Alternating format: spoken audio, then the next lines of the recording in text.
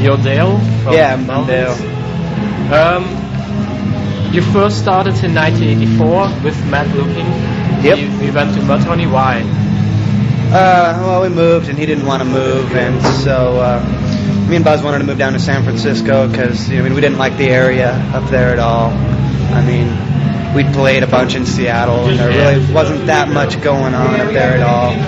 And we wanted something new and different, and he didn't really want to. And so at the same time, Green River was breaking up, and so he would join those guys. What do you think of Mudhoney now? I think they're all right. I mean, we covered one of their songs, so I mean, we must kind of like them or something. Yeah. Then you found Laurie Black. Where did you find her? Yeah, we met her down in San Francisco when we recorded our first record. Yeah. And she was in a band called Clown Alley. Yeah. And they were breaking up also at the same time. Kind of weird. And between the time that we met her and the time we moved down here, Buzz got to be really good friends with her. And they started seeing each other and stuff like that. And it wasn't like, oh, let's get her in the band. It was, I liked her bass playing a lot, and I like playing with her a lot. And so she's working out really good, Okay. It's working out great. You all live together in one house, I read on the flip side? We did. I moved out recently. I live with my girlfriend now, so.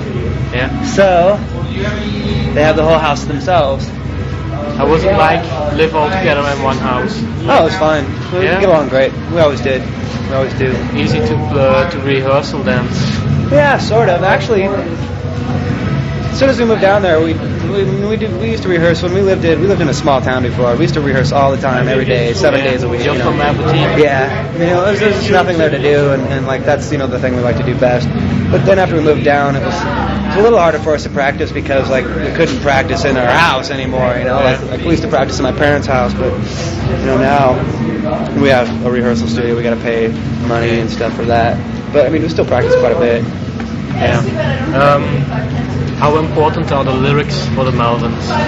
Because the music comes first, probably. I would say that they're just as important as any of the other, other music or anything. I mean, there's no meaning to the lyrics that you'd understand or that I'd understand. Maybe Buzz, he writes them most of them. Sometimes he just, he experiments with different things and doesn't even write any lyrics. They're just sounds, a few words here and there that you can pick out. But our new record's probably got the most. I can't understand a damn thing what they say. Tell me a bit about the new album, Bullhead. It's called called Bullhead, and it's coming out, and it was done really quick. A lot of the songs were really fresh, like a couple weeks old, compared to like our other records.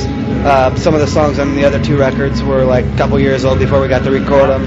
The song You Blessed is also an old song. Yeah, that one's pretty old. We wrote that like about the same time of the Ozma record, but that didn't make it on there because we had enough material for it.